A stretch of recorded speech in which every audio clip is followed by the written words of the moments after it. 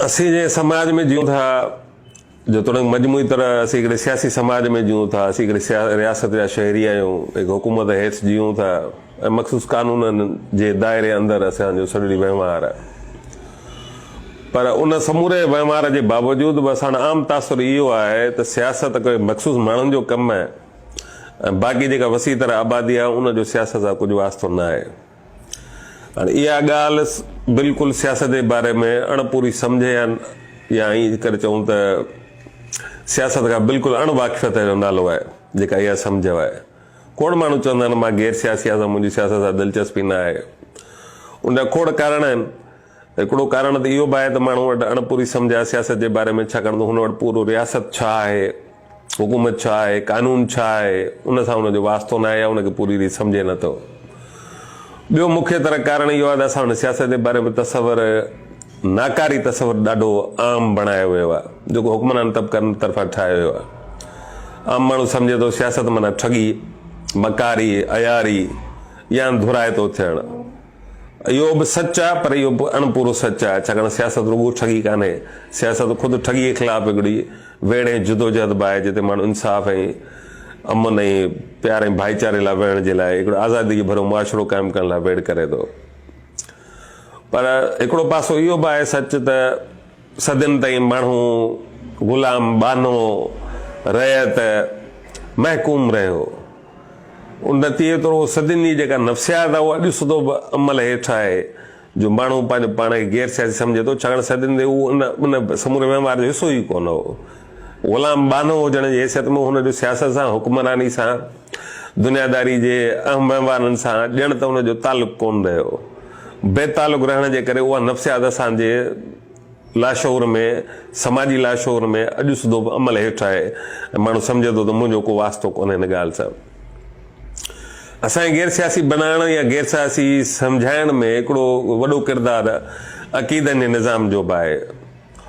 उन्हनि सदियुनि ते माण्हू खे सम्झायो आहे त दुनियादारी जा मामला ॾोह आहिनि, गुनाह आहिनि ऐं जेतिरो थी सघे त हिन दुनिया में असीं महिमान आरज़ी तौरु आया आहियूं ऐं हिते माण्हू जे लाइ इम्तिहान आहे, ॾुखिया ॾींहं आहिनि, मिड़ई ज़िंदगी जा ॾींहं पूरा करणा आहिनि।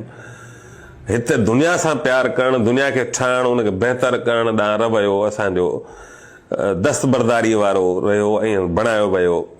छाकाणि माण्हू खे चयो वियो त दुनिया सां प्यारु करणु गुनाह हुआ, अचो त ॿी दुनिया जे लाइ कोशिशि करियूं, हिन दुनिया खे तर्क करे कि ॿी दुनिया जे लाइ ख़्वाब ॾिसणु, उनजे लाइ सोचणु जी तरजीह रही। हाणे जंहिं माण्हू वटि हिन दुनिया में रहण खे उहो सम्झे थो फज़ूल आहे, आरज़ी आहे, महिमान, उन दुनिया खे ठाहींदो छो, उनखे बहितर छो कंदो, लाकुल छो बढ़ाईंदो। चयो वञे थो मिसाल तौरु तव्हां ग़रीब आहियो, छाकाणि तव्हांजी क़िस्मत में लिखियलु आहे। हाणे जंहिं माण्हू खे ॿुधायो वञे तुंहिंजो ग़रीब हुजणु तुंहिंजी क़िस्मत में लिखियलु आहे त हू उन ग़ुरबत जे ख़िलाफ़ वेड़ छो कंदो। जेकॾहिं माण्हू खे ॿुधाइजे तुंहिंजी मौत बरहक आहे, तोखे मौत हर हालत में अचिणो आहे, भले पोइ तूं केॾी बि कोशिशूं करे तॾहिं तोखे मरणो आहे, इहा ॻाल्हि सच आहे त माण्हू मरंदो, हिन खां कोई कान आहे। पर हादसे सां मरे, दवाउनि जी खोट में मरे, बीमारी वग़ैरह मरे, ग़ुरबत ऐं परेशानी में, डिप्रेशन में मरे, इहो को क़िस्मत में लिखियलु कोन्हे। इहो ॻाल्हि तय आहे, हर माण्हू खे मरणो आहे, पर मरण जो सुवालु इहो कोन्हे त उन में हुक्मरान, रियासत ऐं महांगाई, बदअमनी, ही जेको मुआशी बहरान आहिनि, इन्हनि जो केतिरो हथु आहे, इन ते माण्हू सोचे ई न, इन ते हल कढे ई न। इहो त को वास्तो इन लाइ त कोन थो को अक़ीदनि निज़ाम बुनियादी तौर ते झलनि था अणसी तरह सां, इन पासे सोचण जी तव्हांखे ज़रूरत कान्हे का। एतिरे करे असां आम तरह इहो बि चयो थो लकड़ो हुजे साण त गॾु अगोई न करे। हाणे इन जुमिले जो मतिलबु छा आहे? मतिलबु इहो आहे त माण्हू लट सां सिधा आहिनि। माण्हू खे पादर हणिबो सिधो हलंदो, न हणिबो पादर त पोइ सिधो न हलंदो। अणसी तरह सां हीउ पूरो जेको टिकसाट आहे, जेको फुलोटियो निज़ाम आहे, उन तां जेके लॻंदड़ लठ आहे, जेको ज़ुल्म ऐं ज़्यादती आहे, जेका हीउ पूरी रियासती सिरिश्तो आहे, जेको माण्हू खे सॼो ॾींहुं जबरे ॾाढे रखे थो, इन क़िस्म जी चवणियूं उनजी जस्टिफिकेशन मुहैया कनि थियूं। न रुॻो एतिरो, पर असां वटि हिन वक़्तु जंहिं दुनिया में असीं जीऊं था उन में हिकिड़ो ग़ालिब रुझान आहे जंहिंखे असीं इन्फरादत पसंदी सॾींदा आहियूं। लिबरलिज़म जो हिकिड़ो नारो आहे जेका इन्फरादत पसंदी ते बीठल आहे। तत उन ॻाल्हि जो इहो आहे त तव्हां जेकॾहिं ठीकु आहियो त समाज ठीकु आहे ऐं हर को पंहिंजो जहान पाण ठाहे। तव्हां महिनत करियो, जुस्तजू करियो, पढ़ो लिखो त पढ़ियल लिखियो समाज थी वेंदो। जेकॾहिं तव्हां महिनत कंदा, महिनत करे त पैसा कमाईंदा, ख़ुशहाल थी वेंदा। ये हर एक माण्हू ईमानदार थे तो निज़ाम ठीक थी वेंदो, किचिरो रस्ते खां ॿाहिरि न उछलाइजे तो माण्हू समाज साफ़ सुथरो थी वेंदो। ईअं वोट जो हक़ जेकॾहिं हर एक माण्हू दुरुस्त नमूने इस्तेमालु करे तो बेमान माण्हू हुक्मरान चूंडिजी नथा सघनि। हाणे इन सॼी ॻाल्हि में इहे ॻाल्हियूं ठीकु आहिनि, पर इहे अणपूरा सच आहिनि। ये अणपूरा सच छा लाइ आहिनि? हिकिड़े ॿिए वॾे सच खे लिकाइनि था। उहो वॾो सच इहो आहे त इन सॼनि समूरनि ॻाल्हियुनि ज़रिए इहे जेके इनफ़राद पसंदीदा ॿधियल आहिनि, साबित इहो थो कयो वञे त हर जेका बि समाज में बुछड़ाई आहे उनजो ज़िम्मेवार फ़र्द पाण हुआ। ऐं जेको वॾो सच लिकायो थो वञे त उहो सच इहो आहे त पूरो सियासी मुआशी निज़ाम ग़ाइबु कयो थो वञे, रियासत ग़ाइबु आहे, हुकूमत ग़ाइबु आहे, कानून ग़ाइबु आहे। भई इन्हनि जो बि का ज़िम्मेवारी आहे या न आहे? असां टैक्स ॾियूं था, हुकूमत जी ज़िम्मेवारी कहिड़ी आहे? छा उनजो बि कमु आहे या न? अणसी तरह सां न, पर सिधी रीति चयो थो वञे माण्हू खे त तव्हां जेको कुझु बि आहियो इहो बुनियादी तौर ते तव्हांजी पंहिंजी ज़िम्मेवारी आहे। तव्हां इनफ़रादी तरह जेकर कोशिशि करियो त सभु कुझु ठीक थी सघे थो, इहो वॾे वॾो कूड़ आहे। हिकिड़ो माण्हू नौजवान वधे पढ़ी सघे थो, डिग्री वठी सघे थो, नौकिरी हू किथां करे? जेकर नौकिरियूं मिलंदियूं ई कोन त नौकिरी हू किथां कंदो? डिग्री त हुन वठी वरिती। जेकर उहो कारोबार खोलण जाए, कारोबार खोलण लाइ पैसा खपनि, सीड़प खपे, पैसा न हूंदा त कारोबार किथां खोलींदो माण्हू? ईअं चवण जो मतिलबु इहो आहे त अक़ीदे जा निज़ाम हुजनि, इनफ़रादत पसंदी हुजे या अणपूरी सम्झ हुजे या सियासत जे बारे में नाकारी तसवुर हुजे, इहे सभु गॾिजी करे असां सभिनी खे गैर सियासी बणाइनि था। ऐं उन गैर सियासी बणाइण में फ़ाइदो कंहिंजो आहे? गैर सियासी बणाइण में फ़ाइदो ख़ुदि वरी हुक्मरान तबिक़नि जो आहे।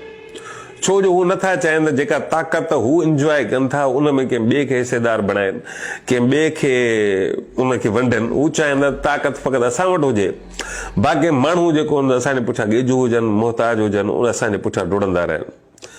मजमूई तरह सभिनी ॻाल्हियुनि ज़रिए हिकिड़ी पूरी नफ़्सियात न ठाही आहे, दस्तबरदारी वारी आहे, मफ़ऊलत वारी आहे, अहसास कमतरी ते ॿधल आहे, मौक़े परस्ती आहे, टपताई जुगाड़ ऐं रिवायत पसंदी आहे, तक़दीर परस्ती आहे ऐं इनफ़रादत पसंदी जे बहाने सभु कुझु ठाहे असांखे चयो थो वञे तव्हांजो सियासत सां को वास्तो कोन्हे या तव्हां सियासत कंदा तबाह ऐं बर्बाद थी वेंदा।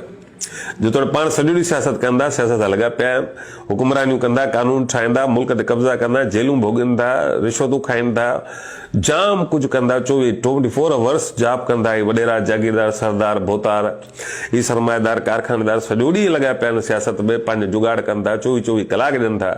पर ग़रीब आवाम खे, आम माण्हू खे सॼो ॾींहुं ॿुधाईंदा सिधी अणसी तरह तव्हांजो सियासत सां वास्तो न आहे। छो नतीजे तौरु हिकिड़ो ॿियो क़िस्म जो इन सॼे मामले में नतीजो अहसासु निकिरे थो त आम माण्हू सभु इहो सम्झणु शुरू कंदा, थींदो कुझु बि कोन। छाकाणि माण्हू नाइंसाफ़ी, ज़ुल्म, जबर ॾाढ ॾिसे थो, एहतिजाज करे थो, गोड़ करे थो, उन नतीजे में हुनखे वरी इंसाफ़ मिले कोन थो। अणसी तरह सां इहे हुक्मरान तबिक़ा माण्हुनि अंदरि हिकिड़ी मायूसी पैदा कंदा, तव्हां जेको वणे सो करियो, थींदो कुझु बि कोन। ऐं इहो जेको थींदो कुझु बि न कोन, इहो बि अणसी तरह सां ख़ुदि हुक्मरान तबिक़नि खे फ़ाइदो ॾिए थो। छाकाणि जॾहिं माण्हू मायूसी सियासत न कंदो या सियासी अमल जो हिसो न बणिजंदो त अणसी तरह सां हुक्मरान तबिक़नि जी जेका ताक़त आहे उनखे इज़ाफ़ो कंदो, उनखे घटाईंदो कोन। असीं जेकर सियासत नथा करियूं त इहा ॻाल्हि आहे 2000 साल अॻु जेको आहे अफ़लातून जहिड़ो ॾाहो माण्हू चई वियो त जेकर लाइक़ माण्हू हुक्मरानी नथा कनि या सियासत नथा कनि त नतीजो निकिरंदो त बुछड़ा माण्हू हुक्मरानी कंदा उनजे मथां। ऐं इहो सच आहे। पाकिस्तान अंदरि ऐं असांजे समाज में असांजे मथां जेके नायल ऐं डफर क़िस्म जा माण्हू हिकिड़ी चुॿूं जेके असांजे मथां हुक्मरानी कनि था, उनजो हिकिड़ो कारण इहो ज़रूरु आहे त हुन वटि मुआशी वसीला आहिनि, ताक़त हुननि वटि आहे, पर हिकिड़ो कारण इहो बि ज़रूरु आहे त असीं सरगर्मी सां सियासत नथा करियूं। असीं जेकर सियासत नथा करियूं ज़ाहिरी ॻाल्हि आहे पोइ अहिड़ी चुॿूं असांजे मथां हुक्मरानी कंदियूं। त इन करे सियासत जो मतिलबु आहे इज्तमायत, मालिकी, मज़ाहिमत, बग़ावत, आज़ादी, भाइपी, सचाई, बराबरी जहिड़नि आदर्शनि लाइ विढ़णु। सियासत जो मतिलबु रुॻो ठगी कान्हे का, मुनाफ़िक़त कान्हे का जेका हुक्मरान तबिक़ा कनि था। असीं सम्झूं था त सियासत पंहिंजनि हक़नि जे लाइ विढ़णु आहे, पंहिंजे हक़नि जे लाइ जुस्तजू करणु आहे। छाकाणि निज़ाम माण्हू पाण ठाहे थो, हिन निज़ाम खे मथां अचनि था। हा, अलॻि ॻाल्हि आहे त हिन सरमाएदार सिस्टम अंदरि हीउ जेको तबिक़ाती सिरिश्तो आहे उन हेठि हीउ जेको सियासी मुआशी निज़ाम आहे उहो माण्हू खां मथां थियो वञे ऐं माण्हू उनजो हिकिड़ो पुर्ज़ो थियो वञे। माण्हू सम्झे थो त मां मोहताज आहियां, मां कीन आहियां, कुझु कोन आहियां ऐं हीउ निज़ाम आहे जेको मूंखां मथां आहे ऐं उनजे हथ कुझु कोन्हे। रियासत हिकिड़ी मुक़दस स्टेज थो वञे। सच इहो आहे त रियासत माण्हू कान थी ठाहे, इहे माण्हू आहिनि, इहे माण्हू हुआ जिन रियासत खे ठाहियो, जेके रियासत खे हलाइनि था। इहे माण्हू ई आहिनि जेके रियासत खे ड्राहे वरी नओं ठाहिनि था। रियासत माण्हू कान थी ॼणे रियासत का माउ पीउ कान्हे रियासत हिकिड़ी सच ईअं सम्झो त हिकिड़ो चौकीदार आहे असीं तव्हां बाज़ार में 50 दुकान हुजनि 50-50 रुपयो गॾु करे हिकिड़ो चौकीदार रखंदा त जीअं असांजे सामान जी हिफ़ाज़त थी सघे हिकिड़ो चौकीदार आहे पोइ हुनखे तव्हां पुलिस चओ फौज चओ कानून लागू कंदड़ इदारा चओ त इहो आहे त हिकिड़ो चौकीदार आहे जंहिंजो कमु आहे त असांजे ज़िंदगी ऐं असांजे माल जो तहफ़ुज़ करणु ऐं उहो असांजो तहफ़ुज़ खिरात में कोन थो करे थोरो कोन थो करे असीं टैक्स ॾियूं था जंहिंजे बुनियाद ते उहो चौकीदारी करे थो या कानून लागू करे थो या रियासत हलाए थो हुक्मरानी करे थो पंहिंजा के पैसा कोन आहिनि पर हिते उल्टो चकर आहे हिते चकर इहो आहे त जेको चौकीदार आहे उहो कुझु अरसे खां पोइ तइ थो करे त तव्हांखे केॾी महिल दुकान खोलणु खपनि तव्हांखे कहिड़ियूं शयूं रखणु खपनि कहिड़ा रेट तइ करणु खपनि कहिड़ियूं शयूं न रखणु खपनि कहिड़ा ग्राहकनि खे सामान ॾियणु खपे कहिड़नि खे न ॾियणु खपे ऐं जेको उन चौकीदार जे चवण ते दुकान न हलाईंदो उहो वरी गद्दार सॼो ईंदो अन सही तरह सां जेका रियासत हुकूमत ऐं कानून लागू कंदड़ इदारा आहिनि उहे मुक़दस थियो वञे चौकीदार मुक़दस थियो वञे ऐं जेके दुकानदार आहिनि जंहिंजो जेके हुनखे टैक्स ॾींदड़ आहिनि जेके हुनखे उजरत ॾियनि था जेके हुनखे पघार ॾियनि था उहे वरी जवाबदार थियो वञनि उन जे अॻियां हीउ पूरो हिकिड़ो टिक्साट आहे जंहिं बहाने हीउ सॼो जान हले थो रुॻो हिकु रियासत ऐं सियासत में कोन थो थिए ॾोकड़नि में बि थिए थो मुनाफ़िक़ोरी में बि थिए थो मैशत में बि थिए थो समूरे मामले में थिए थो हीउ सरमाएदारो सिरिश्तो पूरो हिकिड़ो सियासी जेको सियासी मुआशी निज़ाम जेको ठाहे थो उहो वेगाणो सियासी मुआशी निज़ाम आहे वेगाणो इन सूरत में आहे त जेका शइ असीं पाण ठाहींदा आहियूं पाण तख़लीक़ कंदा आहियूं असीं पंहिंजी तख़लीक़ खां पाण ई उहो इख़्तियार घुरायूं था रियासत ठाही माण्हू आहे हाणे असीं रियासत खे वेठा ॿधायूं त असां सां इंसाफ़ कयो वञे असां ठाहियो आहे त असां ई हुनखां असीं हुनखे हलायूं था न ईअं उहा हिकिड़ो वेगाणे वजूद तौरु असांखे मथां ई जुदा हस्ती तौरु ऑपरेट करे थी ऐं असीं रियासत मुक़दस थियो वञे ऐं माण्हू गैर मुक़दस थियो वञे सियासत इन जे कारण सियासत में का ख़राबी कान्हे न को सुठाई जो सवाल आहे सियासत हिकिड़ो वसीलो आहे ईअं जीअं कलम औज़ार इमारत ऐं बारूद हिकिड़ा वसीला आहिनि कलम सां तव्हांखे चङियूं ॻाल्हियूं लिखो या गारियूं लिखो तव्हांजी मर्ज़ी आहे औज़ार सां तव्हां का भित ठाहियो या ड्राहियो तव्हांजी मर्ज़ी आहे इमारत में तव्हां कोस घर खोलियो या घर ठाहियो अस्पताल ठाहियो जेल ठाहियो इहा तव्हांजी मर्ज़ी आहे इमारत जो पंहिंजो को ॾोह न आहे हूंदो बारूद सां तव्हां खाणियूं खोटियो या माण्हू मारियो हिकिड़ी छुरी आहे छुरी जो कमु कटणु पोइ तव्हां हुन सूफ़ नारंगी कटियो था या माण्हू जो गलो कपियो था इहो तव्हांजो फ़ैल आहे इहो तव्हांजो अमल आहे इहो माण्हू जो अमल आहे जेको इन्हनि शयुनि खे का माना ॾिए थो रियासत कानून हुकूमत मजमूई तरह जेकर असीं चऊं सियासत हिकिड़ो औज़ार आहे हिकिड़ो हथियार आहे जंहिं ज़रिए असीं हिन समाज जेकर मजमूई तरह कंहिं मुल्क खे ॻंढियूं त मुल्क हिकिड़ो घर तसवर कयो त घर खे हलाइण जो हिकिड़ो तरीक़ेकार आहे हाणे उन घर खे प्यार मुहबत सां हलाइजे बराबरी भाईचारे सां हलाइजे आज़ादी सां हलाइजे हिकिड़ो रायो इहो आहे ॿियो रायो आहे त न इहो डंडे सां हलंदो पादर सां हलंदो ज़ुल्म में ॾाढे जबर सां हलंदो असीं सम्झूं था न जीअं घर जा 5 भाती प्यार मुहबत सां एतिराम जे रिश्ते सां बराबरी जे बुनियाद ते हिक ॿिए सां रवैयो कंदे हली सघनि था तीअं रियासतुनि खे फज़ीलत सां हलाए सघिजे थो जेतोणीकि रियासत इन इट सेल्फ प्रॉब्लम आहे इन खां को इनकार न आहे छाकाणि उहो ताक़त जो रिश्तो आहे जेको महकूमी हाकमियत जे रिश्ते ते ॿधल आहे त जेको अल्टीमेटली ख़तमु थियणो आहे पर जैसे ख़त्म थिए तैसे हिकिड़ी अवाम दोस्त हिकिड़ी माहौल दोस्त हिकिड़ी समाज जे भलाई जे लाइ हिकिड़ी रियासत तौरु उनखे बदिलाए सघिजे थो अहिड़ो को दुनिया में उसूल कोन्हे त रियासत हर हालत में ॾंडे पादर जी अलामत आहे हिननि बणाया आहिनि हुकुमरान छाकाणि फौरू हुकुमरान टोला आहिनि गुंडा आहिनि दहशतगर्द आहिनि जेके माण्हुनि जो आवाम जो रत चूसे पियनि था जेको रत चूसे पीअंदा ज़रूरु माण्हू आवाम मज़ामत कंदो जॾहिं मज़ामत कंदो त ज़ाहिरी ॻाल्हि आहे हुन वटि ॿियो त को हथियार कोन्हे सवाइ डंडे जे हथियारनि जे जिन ज़रिए माण्हुनि जो रत पियनि था पोइ हुनखे महकूम में दॿाए रखनि था त जीअं उहे इस्तेसाल करे सघनि त इन करे सम्झण जो सुवाल इहो आहे त हुकुमरान तबिक़त जी सियासत इहा आहे जेका आवाम खे फुल लुटे खाइणु चाहिनि था हाणे जेको मज़लूम महकूम आहे जंहिंजो रत चूसे ई खाए ताते पलजनि था हुन ते उहो चाहे थो त मूंखे पंहिंजा हक़ मिलनि मूंखे मूंसां बराबरी आज़ादी वारी ज़िंदगी जीअं सियासत इहो ई मक़सदु हासिलु करण जो ज़रियो आहे सियासत पंहिंजो पाण मक़सदु कान्हे इन्हनि मक़सदनि आज़ादी बराबरी गॾियल भाइपी ऐं बिरादरी वारे नतीजनि खे हासिलु करण जो तरीक़ो आहे सियासत इंसाफ़ वारी बि थी सघे थी नाइंसाफ़ी वारी बि थी सघे थी आज़ादी वारी बि थी सघे थी ग़ुलामी वारी बि थी सघे थी सियासत नाइंसाफ़ी लाइ औज़ार बि आहे त उनजे ख़िलाफ़ मज़ामत बि आहे तबकाती जबर बि आहे त उन खिलाफ़ बग़ावत बि आहे। हाणे इहो माण्हू ते छॾियल आहे त उहो कहिड़े क़िस्म जी सियासत करे थो, या तव्हांजी चॉइस आहे त ठगी वारी सियासत करियो था, ठगी मुखालिफ़ सियासत करियो था, पर इहा तव्हांजी चूंड न आहे सच इन माना में त तव्हां सियासत में आहियो। जॾहिं तव्हां हिकिड़े रियासत जा शहरी आहियो, कंहिं हुकूमत हेठि आहियो, किन कानून आधार ते जियो था, त मन तव्हां सियासत जो हिसो आहियो। हाणे त इहो उन सियासत जो हिसो हूंदे मफ़ऊली तौरु हिकिड़े पुर्ज़े तौरु हलो था, या उन सियासी वहिंवार खे बदिलाइण जी कोशिशि कंदे सरगर्म ऐं बाशऊर सरगर्मी करियो था, इहो तव्हां ते छॾियल आहे। तव्हां उनखे केॾांहुं वठी था वञो।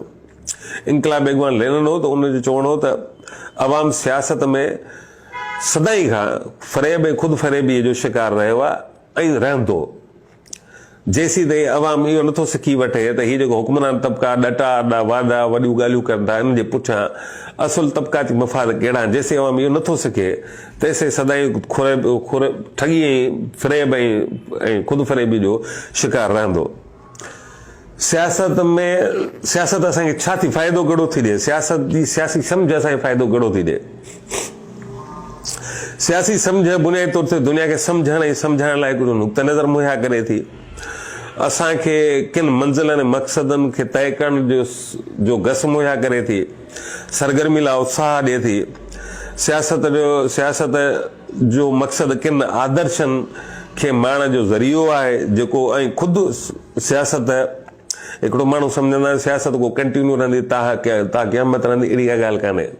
सियासत ख़ुदि सियासत जो ख़ात्मो बि आहे, बहसियत जबर ऐं ॾाढ जे या हिकिड़े वेगाणे वजूद तौरु जेको सियासत हले थी उनखे। सियासत जबर ॾाढ ऐं अणबराबरी ते ॿधल निज़ाम खे बदिलाईंदे इंसाफ़ बराबरी अमन ऐं ख़ुशहाली ते माण्हू जो हिकिड़ो नज़रियाती मक़सद बि थी सघे थी। ऐं दुनिया जे ॾाहे अरस्तू चयो त इंसान फितरी तौर ते सियासी जानवर आहे। इहा ॻाल्हि फितरी तौर ते न सही, छाकाणि जो सियासत फितरत में कान्हे का, पर समाजी तौरु ऐं तारीख़ी तौर ते इहा ॻाल्हि ठीकु आहे त इंसानु सियासी जानवर आहे, इन माना में त जंहिं मख़सूस तारीख़ी दौर में असीं जीऊं पिया, जंहिं लिबरल रियासत हेठि असीं जीऊं था, जंहिंमें असांजो समूरो वहिंवार सियासत सां ई लाॻापियल आहे, इहा ॻाल्हि अरस्तू जी इन ते ठीकु आहे।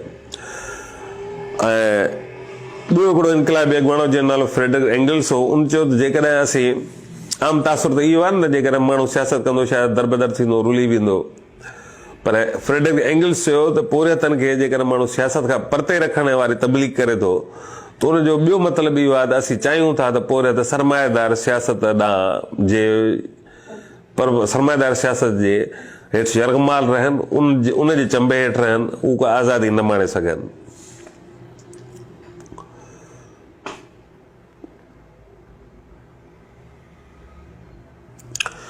मुंहिंजे किताब में जो तत्व बुनियादी तौर ते इहो ई आहे, इहो ई सम्झाइण त असां लाइ सियासत छो ज़रूरी आहे।